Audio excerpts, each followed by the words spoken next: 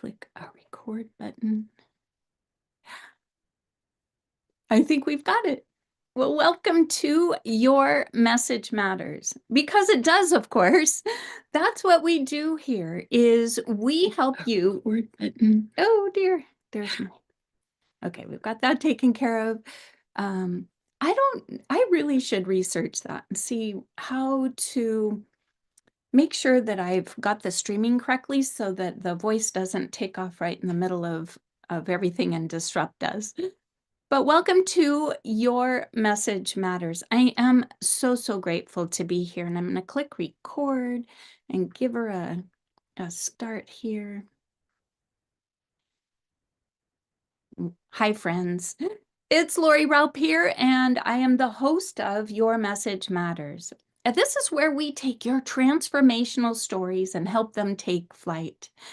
We dive into the heart of writing, publishing, promotions, and pretty much everything from start to finish. And the reason why I do this show is because I know your stories have the power to transform the reader.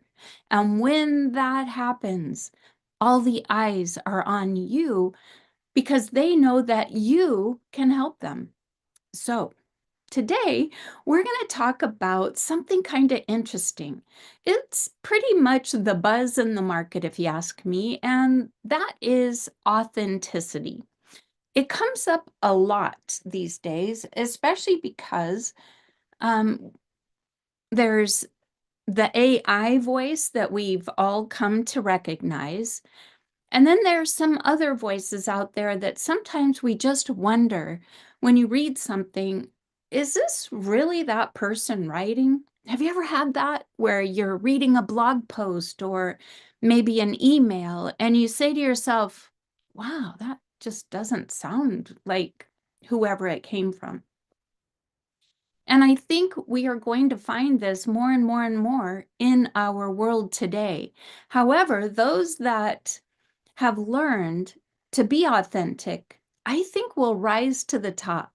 Because I don't know about you, the minute I get an email and it really sounds like ChatGPT and not the person that is the sender, it kind of makes you feel like, wow, they don't care enough about me to actually write an email to me from their own voice.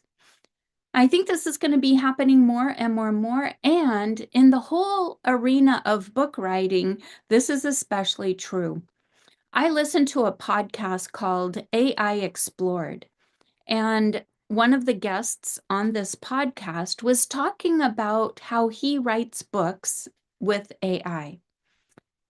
And I am not in favor of that. Let me just say that. I'm not in favor of you writing your entire book with AI. Have I done it? Yes. Have I played around with it? Yes. But it doesn't sound like me. It doesn't sound like something I would say. It doesn't even sound like it comes from my expertise. And that's not what we want, because we want to write things that are authentic. Over this past week, I've done a few webinars, and on one of them, I was talking about your best outline. And you can use AI to help you with different things, help you create a winning outline. Absolutely. But modify it for your process. Modify it in a way that really makes sense for you, not for ChatGPT or for, let's say, Claude, maybe, if you're using that one. So I just feel that if I could give you a few tips and tricks, I'm not here to teach you how to use AI, and I'm certainly not going to talk you out of it. I believe that people are going to do what people do, and you do you. I think it is a time saver, and I think that all of these things kind of come together and become good tools to use when used, like a lot of things, in moderation. So I was in a writers group the other day, and the subject of AI came up, and it's a very controversial in writers groups. I've been to several where the topics come up, And I can tell you that it's not looked at too favorably in writing groups. And one person said, I think it's cheating. And it made me laugh. In fact, I laughed out loud and then realized, wrong group. Don't laugh out loud when somebody says that in a writing group. So I like quickly regained composure and pretended like I didn't just laugh out loud. I get why somebody would say that. I certainly do. I mean, like, I really do. However, I don't think it's cheating. I really don't. I think it's a tool, like I said. So let's talk a little bit today about how you can authentically write your book, your blog, or your emails, or anything else that you might want to write. But specifically, we're going to talk about your stories, your book, and how that you can write authentically. I was reading a manuscript not long ago, and whenever I read anything, any book, I normally know the author. Not always, but oftentimes I've gotten the book because I've seen YouTube or some kind of teaching or a webinar, or I've met the person in person, um, or I know them from some other way. And I was I was reading this manuscript and it did not even sound like the person, because I will hear their voice in my head. I hope I'm not weird that way. Do you hear voices in your head? I do. I'll have to admit. I have another manuscript that I was asked to read, and this one does sound exactly like the person that wrote it. And then I'm helping another author, and he's struggling to tell a story. He's really good at what happened, his facts, but he's not so good at weaving it into a story. And I think it's a little intimidating for him. So we're helping him every step of the way. But one of the things when I help an author that's super important to me is keeping their voice in their work, so that if somebody like me or anyone else who knows them picks it up and starts reading, they can hear the voice in their head of the person that wrote it, so it does sound authentic. You want that to be that way. One of the authors I helped early on in my business, she was from Indonesia, English being her second language. And as you can imagine, she had an accent when she spoke. And I struggled to make sure that I kept her voice in her work. And it was a tricky thing for me because, of course, sometimes she mispronounces words or her sentence isn't exactly grammatically correct. And she's an educated person. So it wasn't like she lacked education. She just had a second language as English being her second language. And I admire that so much. My mind does not work second language. I can just say it doesn't work that way. It might be a limiting belief, but I have a very hard time learning other languages. I don't know if my synopsises just don't connect right or what, but it's hard for me. So when you're writing a memoir, this is your story, and we're going to glean your experience, your knowledge, your wisdom, and all of these things from it. I don't know why when I get on these shows, my nose starts itching and it's crazy. I just don't understand. Anyway, when you write memoir or nonfiction of any sort, there is facts involved. You can create a timeline. It's a wonderful way to keep yourself on track. We've talked about outlines and the importance of them in the past. You really want to have some factual basis for what you are writing about. And this can come from a lot of different things. Your facts can come from your own personal experience. They can come from others' experiences that you've learned about. They can come from resources or things that you've read. And make sure, we've talked about it before, that you make sure that you give credit where credit is due. And by the way, if you are using ChatGPT to write the context or the content of your book, you want to make sure that you're giving proper credit. Now, I don't know that much about how these have operating systems that cause them to work, but what I heard recently was that if you're using Claude, the information comes from a big database. However, if you're using ChatGPT, what you get as a result is from the internet.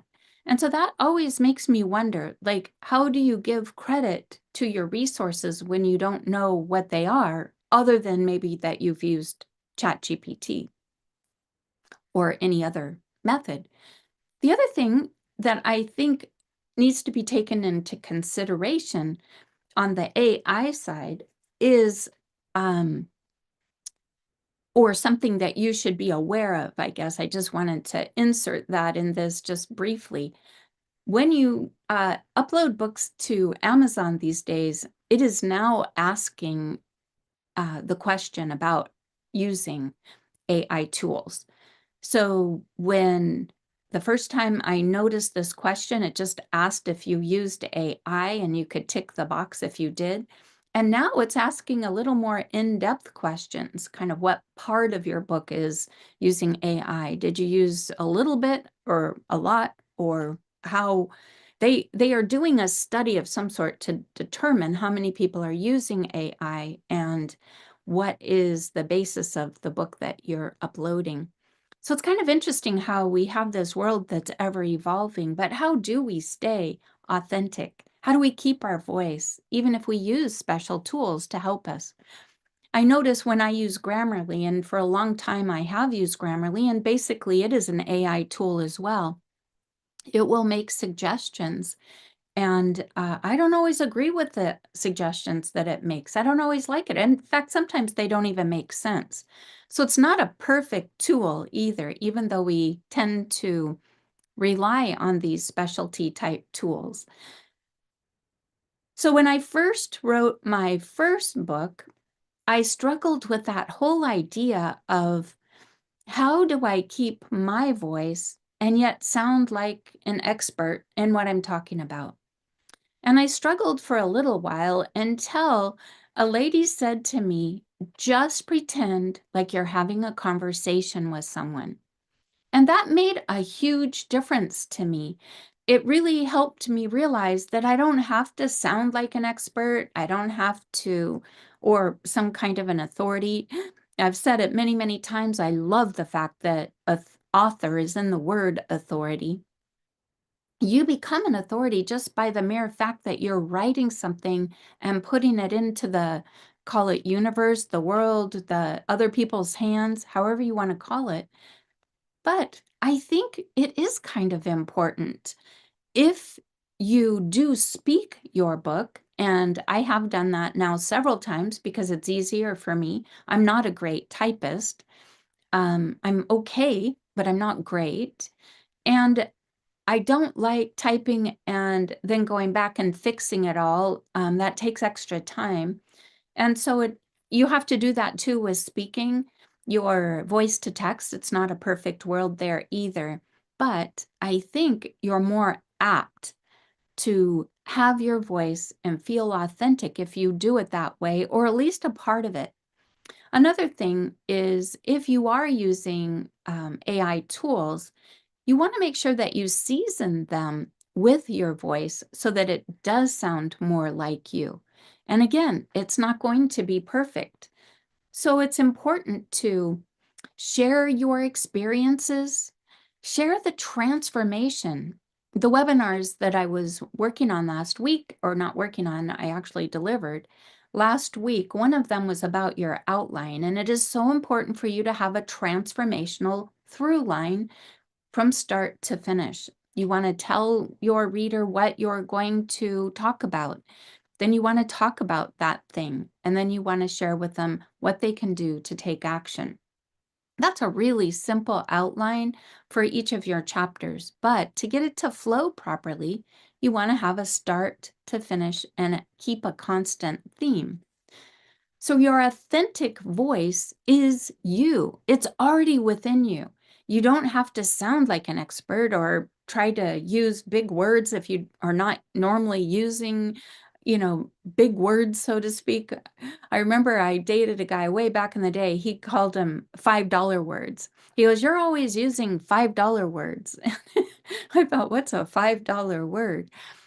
Um, I went through a time in my life where every day I tried to learn a new word. And it was a lot of fun. In fact, I should do that again because it was so much fun. It helped me broaden my vocabulary. I think that's important. But when I write, I want everyone to understand it. I don't really feel like I need to use $5 words to make me sound good.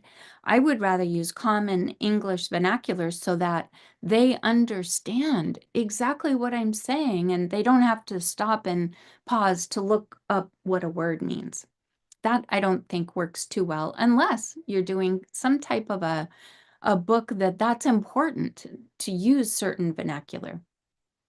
So, practical tips to sound authentic. Of course, we've just talked about recording yourself, listening to how you sound, listen back, evaluate what you've said.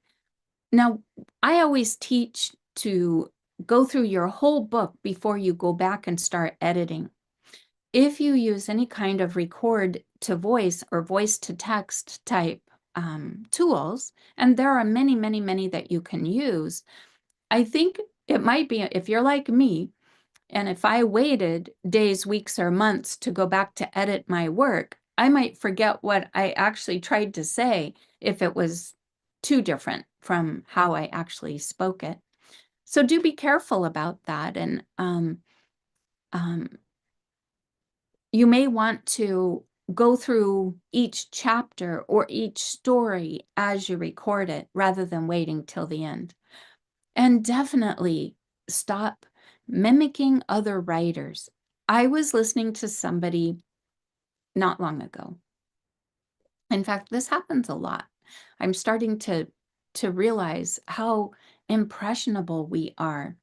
I was listening to a politician who sounded just like her manner of speaking sounded just like another politician who had been very successful in his quest for political office.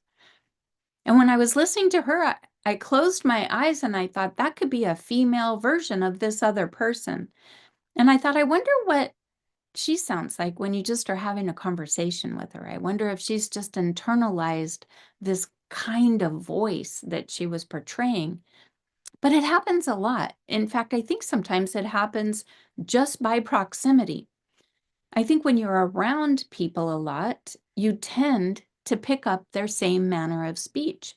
I noticed this. I attend a church out of my area. I watch online. And I noticed that the husband and wife have been married a very long time and they sound like each other. And that's really funny. So it could happen naturally, and that is your natural voice. And it does sound like others because you're around them a lot and you pick up certain language because of that. But do your very best to keep it real, to keep it you, to say it the way you would say it. Embrace your imperfections. You know, I would never tell you to write a sentence incorrectly, nor would I tell you to use a word incorrectly. But you know what? If you do, it's okay. Let me just say that. Maybe that's how you speak. I don't know. I was taking a 90-day to get your book done course. And I had just purchased a book from a lady at a networking event that I was speaking at. She stood up and said, "I have a brand new book. I'm so excited." And I went, "Oh, I'll buy one." And I got home that night and I opened up the first few pages. I couldn't even read it. It was so bad. So I know that is not the way she normally speaks because I had a conversation with her. The language that the manner of speech within the pages of her book were not anything like how she actually would have a conversation. So even if you have some quirkiness to how you speak, or you say things a certain way, or maybe you misuse a word, I would try my best to make it as good as you can. But having those kind of quirky things that are particularly important to you, I don't think I would edit those out. So I guess the point is of all of that is to be authentically you, even if you use some tools like AI or spell check or Grammarly or Writing Pro or any of those things that may make suggestions. If those suggestions don't make sense to you, say it your way. It's okay. I believe that there is power in being vulnerable. There is also power in being human and making mistakes. You may or may not agree with me, and it's okay if you don't. I do remember being completely mortified when a friend of mine purchased my first book and there was a mistake in there. It's a spelling mistake. I talked about Scripps Institute in La Jolla, California, and it's not spelled Scripps like a script, other than it was not spelled correctly. Let me just say that, because Scripps Institute is a person's name, not how you might use a script, if that makes sense. It's not a script like a theatrical script of some sort. So I was so embarrassed. I just was so embarrassed. In fact, I reached out to my publisher to ask if she could change it. I do know that it has at least 3 errors in it. And I'm grateful for my friend to have pointed it out, but I was really mortified because the thing I didn't want to do is look dumb or, you know, uneducated. I've lived in San Diego my whole life. You would think I would have noticed that, right? But, I didn't. And the publisher said she couldn't fix it, not unless I wanted to pay her $500 to fix it. That seemed extreme to me. And it wasn't worth $500. So I guess I'll just have to look that way. In fact, to tell you the truth, I think most people wouldn't even notice.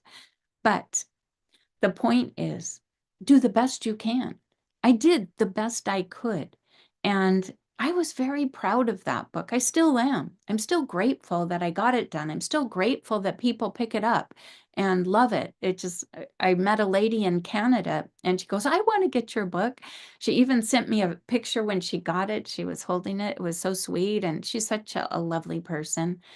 If you can impact lives with your words, even if you misspell a few, it's okay. The point is not perfection. And I don't think most of us really feel like we have to be perfect. Being perfect and inauthentic isn't real, is it? Not for most of us. So I would say try to keep your own voice the very best you can. And if somebody says, hey, this word is spelled wrong, take note of it. That's the benefit of having people read your manuscript before it gets published. I did have people read my manuscript before it was published, and I couldn't even believe that nobody caught that. It's pretty funny. Always start with your reader in mind, and when you do, you're speaking to them. And that is an important thing. They need to feel that you are speaking to them. And if your story is your own journey and you've learned that a process for doing things or some things that would be of value, know that it's important that you convey that to the reader, that you care about your reader, that you want them to have some help. I think that's just so important to you and to them. So, ask somebody to read your story and then ask them a few questions like, what do you think the reader will get out of hearing my story? What do you think would happen if I changed maybe 1 or 2 things? Or maybe you might want to change the order of how you deliver your information. All of those things can really matter to the reader. And I can tell you, when we're writing a book, so often we think it's perfect. And it is probably pretty good, or you wouldn't have started this whole journey in the first place. But it always can benefit from extra eyes. If you're writing something heavy like grief, your reader doesn't want to get stuck in your pain too. They're looking for hope. And that's true of every book. People are looking for hope. So you want to be vulnerable for sure. There's kind of three levels of vulnerability. There's that surface level where some of the details of your story can build trust with your reader. And then sometimes we want to go a little deeper and have some more deeper insights that could really help them. And sometimes we need to go pretty deep to get our point across. You'll judge which layer of vulnerability is right for you when you're writing. I'm sure that it will come across really well because sometimes we do go through difficult seasons. And if your book is about that difficult season, please help them see hope at the end of the tunnel, the light at the end of the tunnel. Also, when you're writing your book, I think there is one more key point to being vulnerable, to being authentic, to telling your true story. And that is, what is your uniqueness in it? What kind of feelings did you have? Or did you feel the feels, as they say these days? I keep laughing at that because it just sounds so funny and foreign to me. See? So if I was writing, I probably wouldn't say feel the feels unless that's the way I speak. But if that's how I talk, I would definitely put that in my book because it's popular language now. I hear people saying that all the time, everywhere. In fact, it's funny when you hear something and it sounds funny to you, all of a sudden you start picking it up in a lot of people. Have you noticed that? But do talk about your emotional journey. When you felt loved, when you felt lost, when you felt afraid, when you felt alone. These are universal emotions that everyone feels. Make sure that your lessons, if you will, of what you're teaching in your book resonate with your reader. It's just so important to connect. So I hope this helps you take a look at what can help you be authentic in your writing. Be you, boo. That's what they always say. And I think it's true. So if you're writing a book, please connect with me. You can find me on Facebook. I do have a book, a book of faces. I do have a group that is just for authors helping authors. It's called Write Your Book Now, Authors Helping Authors. And I do host that Facebook group and would love for you to join it. Hop in and introduce yourself. Tell us what you're writing about. We would love to see you. And if you're writing a book and you need some help publishing it, please reach out to me. I would be so honored to help you. I hope this helped you today, and just keep writing. Do it the best you can, but be you. Whether you use any tools or not, make sure that it's you coming through the pages and not someone else. Thank you so much for being a part of this show, whether you're watching live or on the recording or on YouTube. Hello, YouTube. I sure do appreciate any comments that you might want to make, and I sure appreciate you because your message does matter. It can impact